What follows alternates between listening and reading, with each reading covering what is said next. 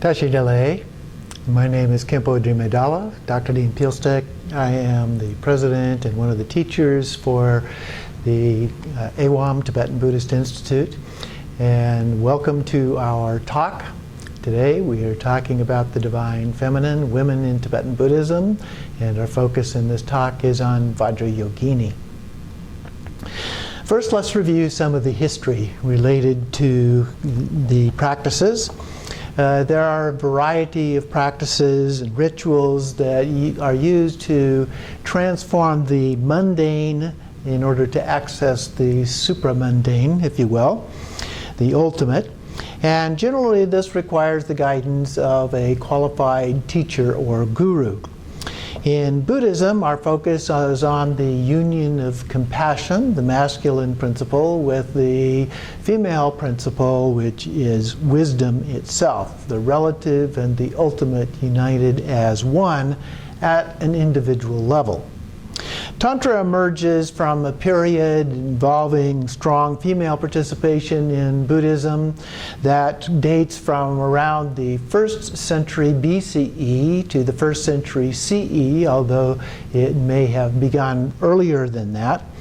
And these are the beginnings of the earliest outer tantras. By the 6th century, the emphasis in India was on the divine feminine, and we see the goddess status for various female deities have become commonplace. The first inner tantra texts or scriptures appear around the mid-7th century, 625, 650, in that time range. And tantra became heavily ritualized and, you might say, monasticized in the Buddhist tradition. And so became very symbolic, but it was still practiced by yogis and yoginis that were not bound by monastic vows, so householders basically.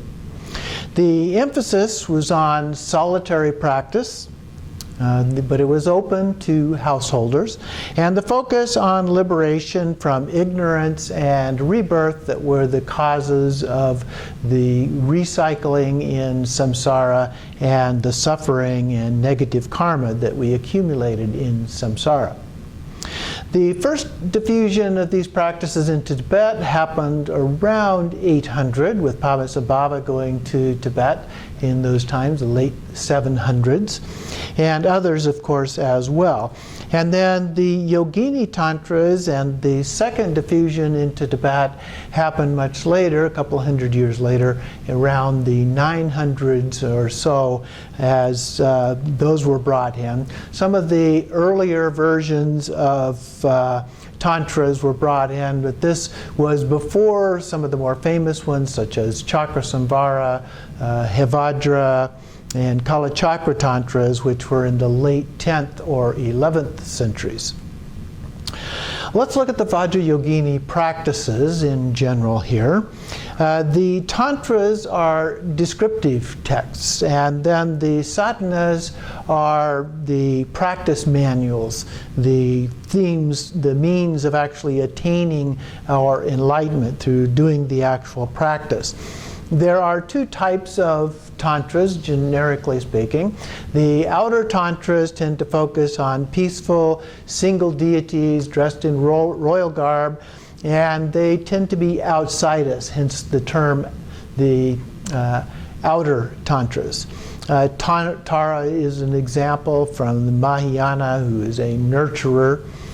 And then we get to the highest yoga tantras, or inner tantras, which involve wrathful forms of deities, usually in union between a male and a female, together, and they wear bone ornaments instead of royal garb, and are inside, that is, we become the particular deity. Vajrayogini is an example, and in the Vajrayana focused on dynamic aspects and passionate sky dancer or dakini. All human concerns are considered to be mere illusions. From a state of total awareness, passions are freely flowing, and we leap free and soar into the ultimate freedom.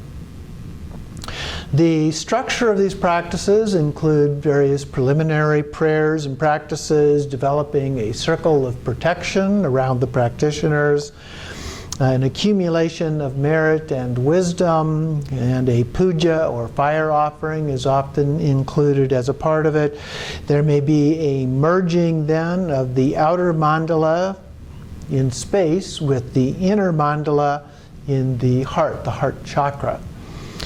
And a description of Vajrayogini. Her body is red. She's a prototypical female color in India, representing the life force or inner heat.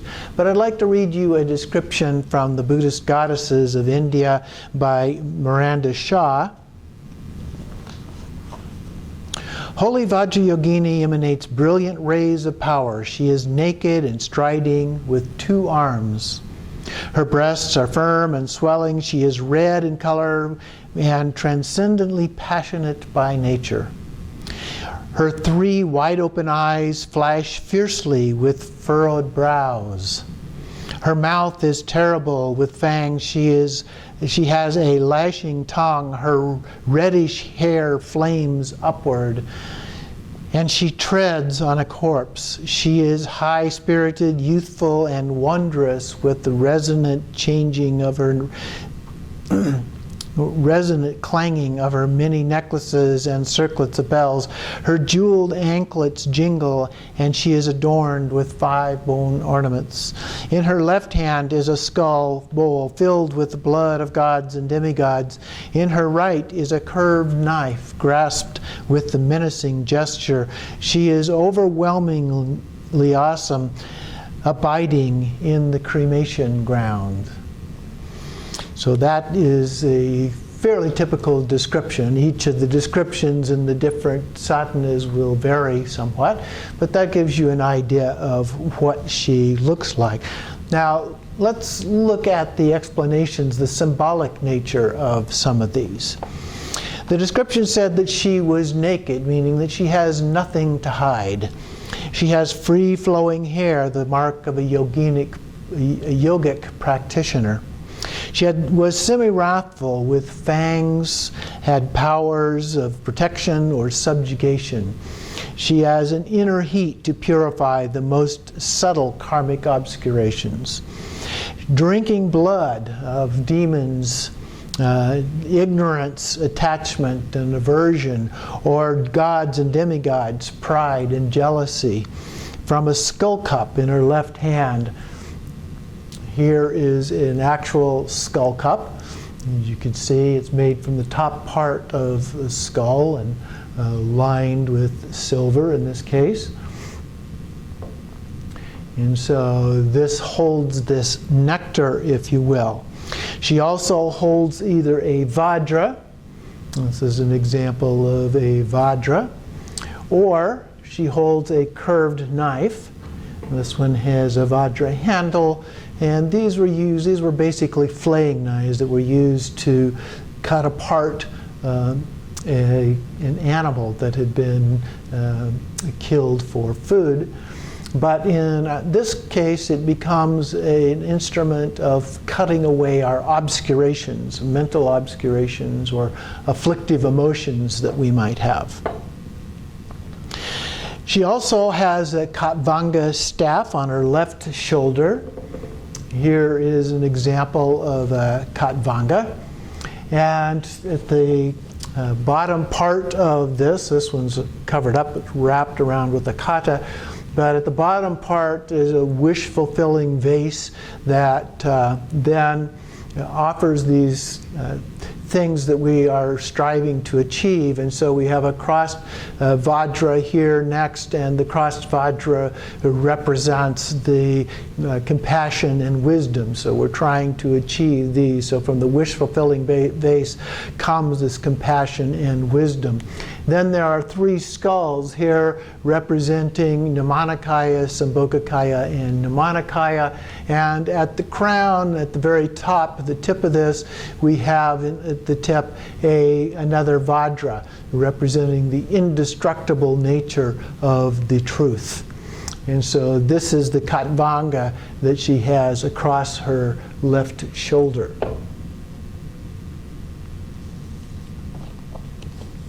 The Khatvanga is also symbolic of the consort. She is almost always depicted without a consort, but the Khatvanga represents the fact that she is not celibate, and in many cases her consort is depicted either as Chakrasamvara or as one of the Harukas. And so she is depicted individually, not in union typically, but in fact she does have a consort. She also wears a garland of 50 heads around her neck, down and around, and this represents the purification of speech and thought, and in particular it represents the Sanskrit vowels and consonants. The 5 bone ornaments referred to are the 5 of the 6 perfections: generosity, ethics, patience, persistence, and meditative concentration. The body represents the 6th of the 6 perfections: wisdom. She stands on 2 figures, the Bhairava and Kalarati, representing desire, ignorance, and hatred, the 3 poisons. The 2 interlocking triangles on which she stands represent a Dharmadaya. It's the shape of 6 stars, kind of like the Star of David in the Jewish tradition. And the downward pointing triangle represents the female or cosmic womb, the source or emptiness, the wisdom. The downward pointing triangle represents the male, the upward pointing triangle represents the male, the skillful means or compassion. There is a red lotus, either inside, outside, or both. These represent either the seat or the heart chakra. And then the charnel grounds are a surrounding ring around the outside of the mandala. On the 6 points, 4 of those points, the 2 on either side, represent the have on them little pink swirls, kind of a little spiral shape that are whirling around, representing the 4 blisses, 4 main chakras at the head or crown, the throat, the heart, and the navel. And these are the main chakras of the inner yogic practice.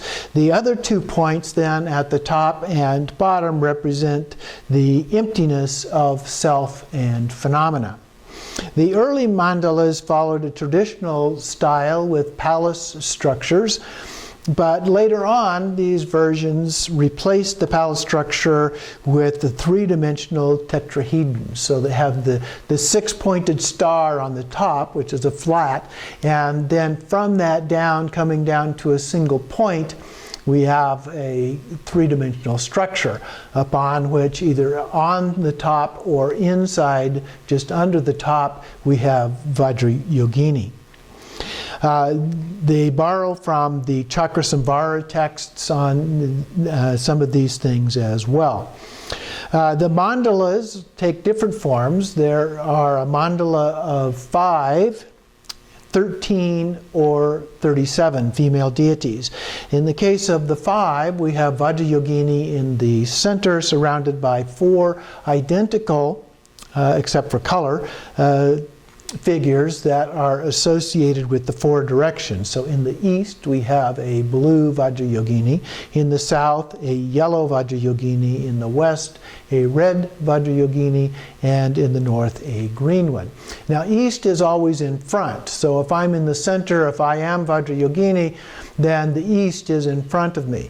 If I'm on the outside looking in, again, east is in front of me. So the other 4 directions, cardinal directions, go around, circle around that, but are based on the east.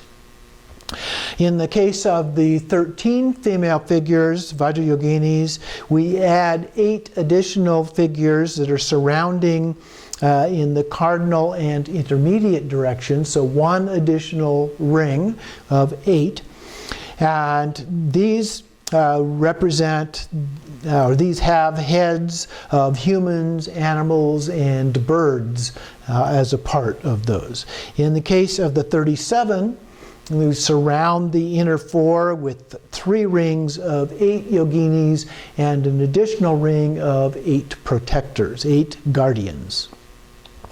There are other forms as well. There is Vajravarahi, the adamantine she-boar with a small boar's head by her left ear, and she has a frontal pose, a dancing pose it is referred to. She is said to have awesome power. She has a relentless focus on liberation. There is a severed headed yogini, Vajrayogini. She's holding her head in her hand. There is a raised leg Vajrayogini. Her leg is stretched upward, held in her left arm. There is a reverse Yab Yong. So there is a version in which Vajrayogini is the main figure and a smaller male figure is her consort.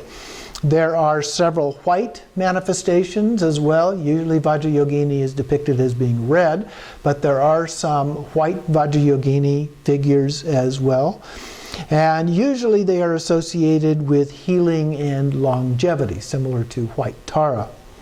There is the Chakrasambhara with Vajrayogini, as well as some of the Harukas with Vajrayogini. There are different levels of practice, and these may vary, but typically we begin with the Jnana Mudra, then the Karma Mudra, and finally Mahamudra. The Jnana Mudra is a visualized figure, and so we imagine or visualize ourselves as Vajrayogini and all of the surrounding yoginis as well, all in a visualized, and this is the most common way in which she is practiced. The Karma Mudra version is done with an actual human consort, and you basically role play the figures and what is going on in the text, the sadhana, the practice text. Sometimes it's referred to as the left or lower path versus the right or upper path of Jnana Mudra. This also inverts traditional ethics by violating social norms such as ritual sexual yoga, drinking of alcohol, eating of meat, and so forth. For example, the yogin is to worship a young virgin, and while naked, making offerings of sexual fluids to the deity. And this includes an initiation, mantra recitation, and then the actual practice. In Mahamudra, then, we transcend both of these other forms, the Jnana Mudra and Karma Mudra. So at this level, it becomes a non-dual, non-conceptual version of the practice. In the traditional practice, this is done as what is referred to as 11 yogas. So in the most common format that this is found, we begin with the yoga of sleep. This is a form of dream yoga as Vajrayogini.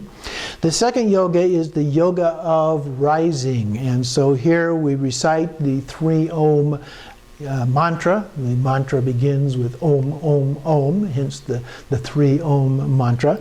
And we visualize ourselves as Vajrayogini as we engage in all activities after arising from sleep.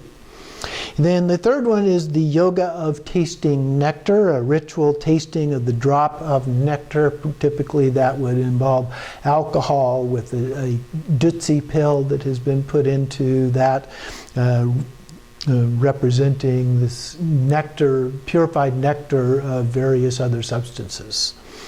And then the yoga of the immeasurables include both refuge and bodhicitta. Bodhicitta being the mind of enlightenment. and our altruistic intention.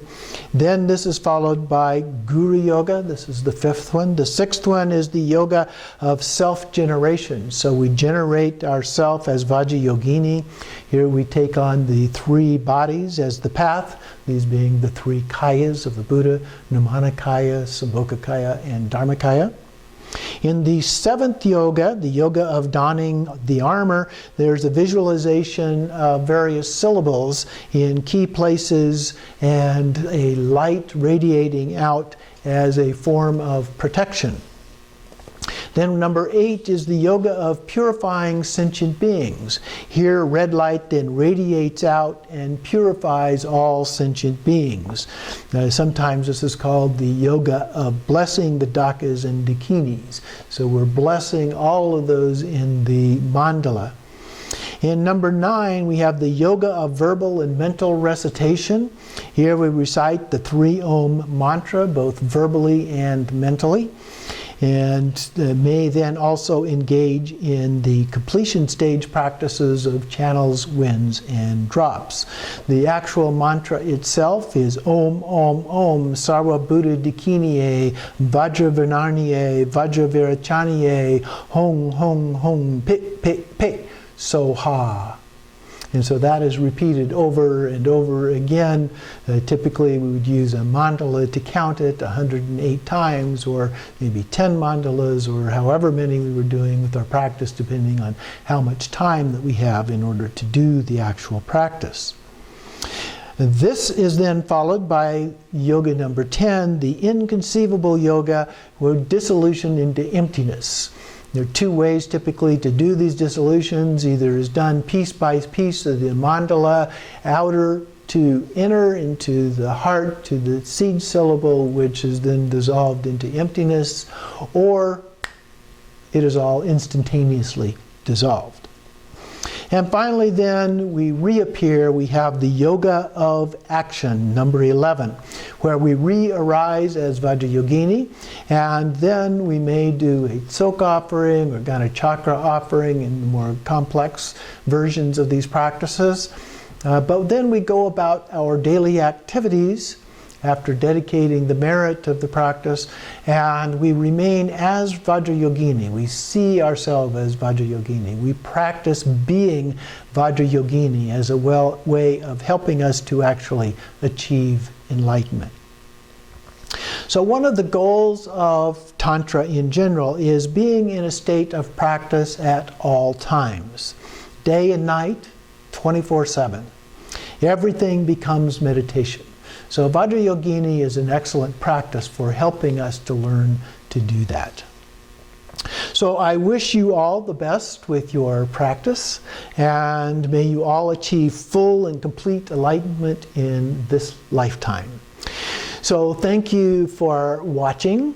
We will have our next talk on Machik Labdran. Machik Labdran is an historical figure who founded a lineage in Tibetan Buddhism in the tradition with strong sacred feminine elements called Chud.